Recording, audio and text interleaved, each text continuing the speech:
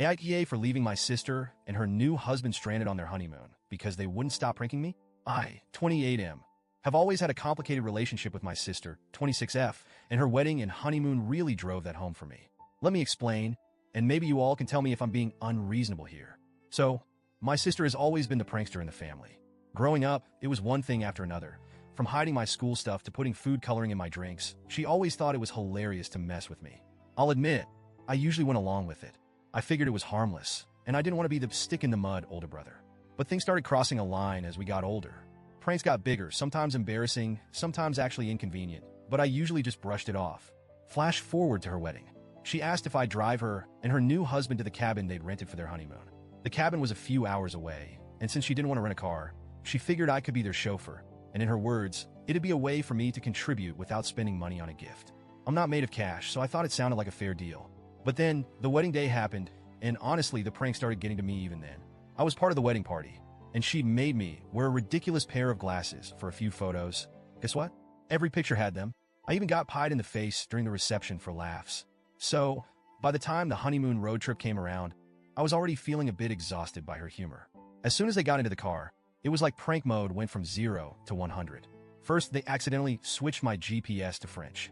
Not a big deal, but I had to pull over to fix it. Then, they hit my phone while I was pumping gas, and I spent a good 10 minutes looking around the car. When I finally found it in the glove compartment, they were in the back seat, practically crying with laughter. "Come on, man. Can't you take a joke?" they kept saying. But it was a 3-hour drive, and I was getting frustrated, especially because it was just non-stop from there. The radio stunts were next, flipping to random static and bizarre stations. I'd change it back, and 2 minutes later, it was some creepy talk show or foreign music. "Just relax," they kept saying. "It's supposed to be funny." But it was hard to enjoy when I was constantly on edge, wondering what was coming next. When we finally made it to the cabin, I was more than ready to say goodbye. But they wouldn't let me leave right away. "Come inside, check out the view," they insisted. And look, I love my sister, so I thought, fine, I'll go in, have a snack, and then I'll be out of here. I went inside, they showed me the view, gave me a drink, and all seemed well for about 5 minutes. But when I got ready to leave, my keys were gone. I asked them, "Hey, did you see where I put my keys?" But they just gave me these innocent looks and said, "Maybe they're in the couch cushions?" So I start looking.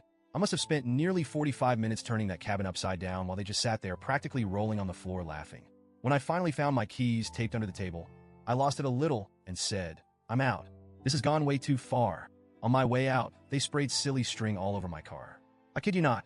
I cleaned that car before the trip, and now it was covered. I yelled back, real mature, but they just laughed harder and said, "Lighten up, dude. You're so uptight." I finally got in my car and started the drive back. It was about an hour, and when I realized something was off, I reached over to the back seat, hoping to grab a water bottle, and found my sister's purse. And right next to it, my brother-in-law's phone. It hit me that they left all their essential stuff in my car. For a moment, I thought about turning around, but I was done. Totally drained, both emotionally and physically. I figured if I went back, it would just be more pranks and more hassle. I wanted nothing more than to be home. They started blowing up my phone. My sister was panicking, saying, "Please, we really need those things. Can you come back?" I explained that I was exhausted and that they could either wait until I was back in town or find another way to get their stuff.